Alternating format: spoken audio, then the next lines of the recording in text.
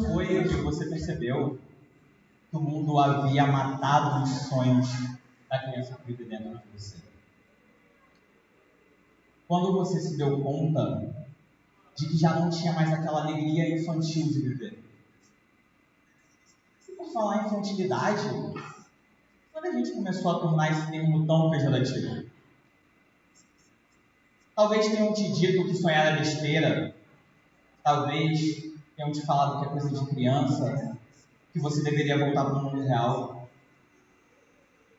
Talvez tenham usado aquela velha frase que o mundo é duro para quem é mole, ou que algum trauma tenha bloqueado os seus sonhos.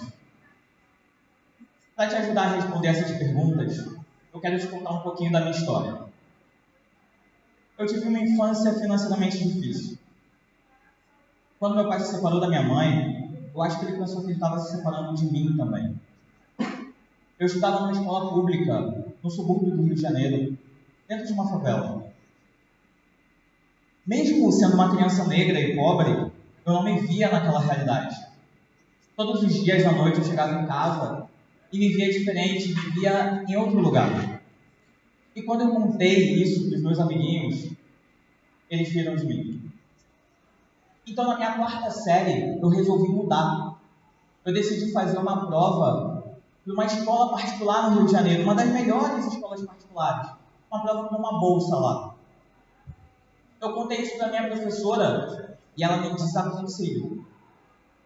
Ela disse que eu não iria passar, que era melhor ficar onde eu estava, que pelo menos se tudo desse errado, eu já tinha um caminho, que era o caminho do tráfico.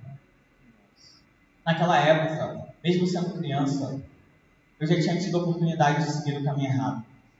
Eles ficavam em frente à escola vendendo, aliciando as crianças. Só que foi o fato da minha mãe e de mim acreditarmos juntos no meu sonho que me fez continuar no caminho. Eu lembro que após a minha professora falar isso para mim, eu cheguei em casa chorando e contei para minha mãe o que havia acontecido. Ela falou para mim, numa calma, numa tranquilidade: filho, eu sei que o seu lugar nunca foi nessa escola pública. Vai lá e faz a tua prova. Então eu fui, fiz a prova e passei. Nessa escola, eu tive contato com uma nova realidade. Eu via crianças de classe média e de classe alta. Foi então que eu aprendi uma das grandes primeiras lições da minha vida. O que separa, uma das grandes coisas que separa os ricos dos pobres, é a capacidade e a coragem de sonhar grande, de ter sonhos maiores. Você consegue imaginar a alegria que foi para mim passar nessa prova? Foi uma criança que mal tinha o que comer, poder usar um uniforme. Eu sonhei e realizei o meu sonho. Por falar em sonhos, são os sonhos que são o combustível da nossa mente. O nosso cérebro, para gerar sinapses nervosas, ele precisa de um combustível. São os sonhos que são esse combustível. Eles nos fazem tomar decisões assertivas, nos fazem ter coragem e ousadia para atingir os nossos objetivos, para acordar todos os dias pela manhã e fazer o que deve ser feito. Quando a gente sonha grande, quando a gente tem um objetivo a atingir, quando a gente tem uma visão positiva de futuro, a gente consegue enfrentar qualquer como. Um psiquiatra austríaco chamado Viktor Frankl, que escreveu o livro Em Busca de Sentido, ele foi preso em um campo de concentração alemão.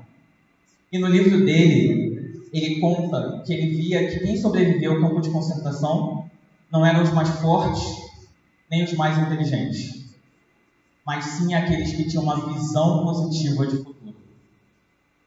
Você imagina o quanto é difícil dentro de um campo de concentração, onde cada dia você não sabe se você vai sobreviver ou não, você poder imaginar e sonhar com algo fora dali? É preciso muita coragem. E a coragem, ela não é a ausência de medo. Ela é ir apesar do medo. Mesmo que o medo esteja lá, você vai, você continua. E para deixar claro para vocês, é independente da sua condição social, é independente de onde você mora, é independente de onde você nasceu. Para ter coragem, basta você acreditar nela. Voltando à escola particular, lá eu tive contato com os computadores. E era um outro mundo para mim. Aquilo fazia o meu coração bater mais forte. A possibilidade de mexer no computador era incrível. Na minha 8ª série, eu já tinha feito mais de 20 cursos na área de informática. Desde informática básica até manutenção de computadores. E foi então que eu tive a coragem de decidir fazer um curso técnico em informática industrial no ensino médio. Eu fiz a seleção da escola técnica e passei. E veio o meu primeiro desafio nessa escola. Ela ficava a 1h20 de distância da minha casa. Isso foi um desafio que me fez pensar várias vezes em desistir. Mas minha mãe, acreditando muito em mim e nos meus sonhos, lavava a minha roupa, arrumava o meu quarto, fazia a minha comida. Eu não era um negão privilegiado de ter uma mãe tão incrível como essa.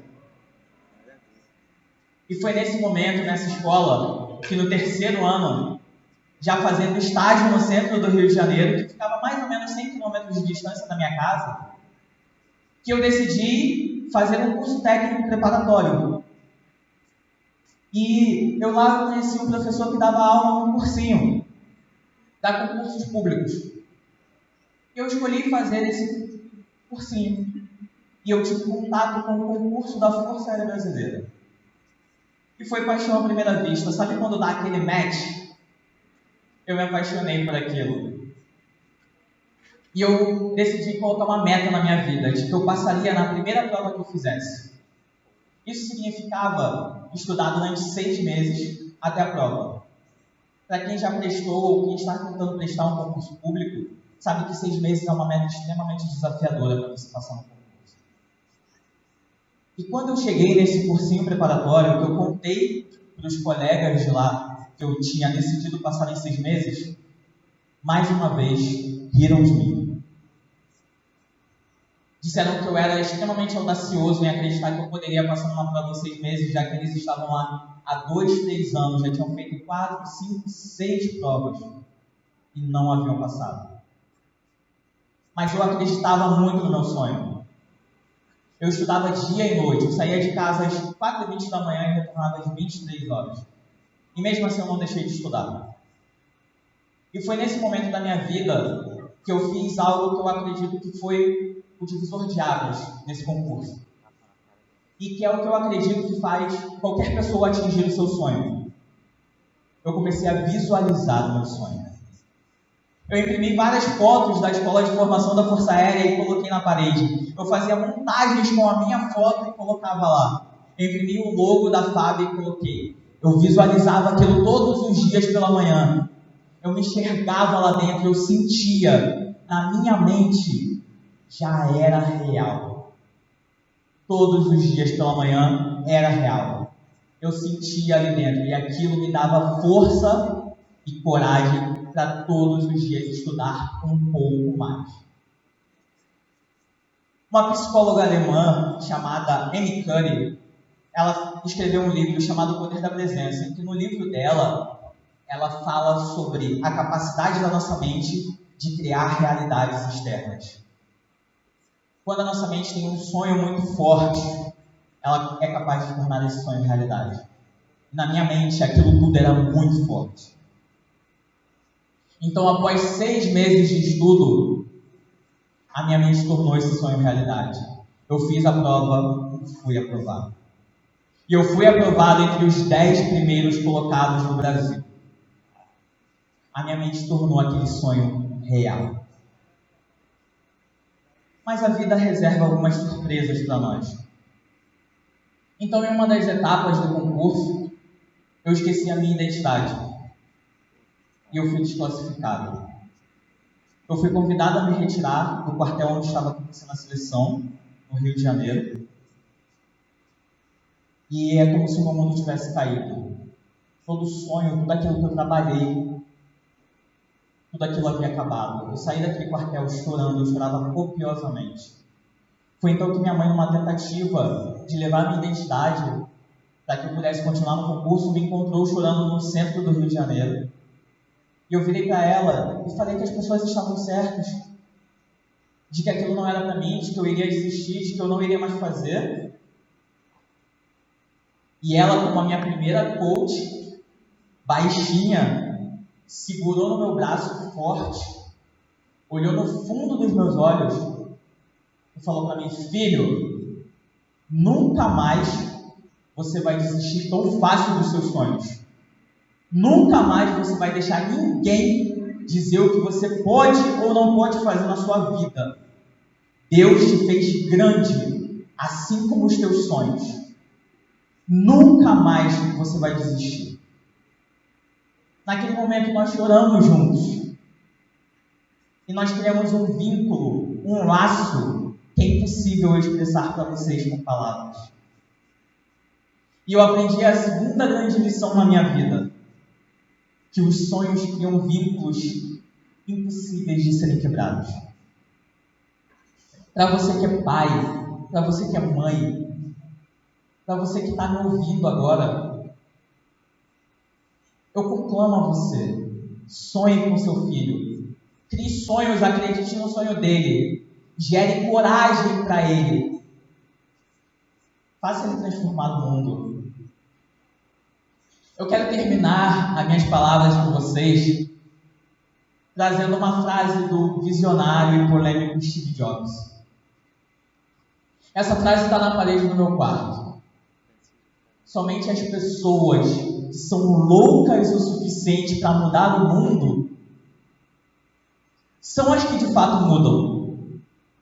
Eu sou louco o suficiente de acreditar que eu posso mudar o mundo. E eu sou louco o suficiente de acreditar que vocês podem mudar o mundo. Então acordem de manhã, batam no seu peito, acreditem que vocês podem, porque vocês podem. Vocês são capazes de qualquer coisa. Basta apenas vocês acreditarem. Acreditem que vocês conseguem.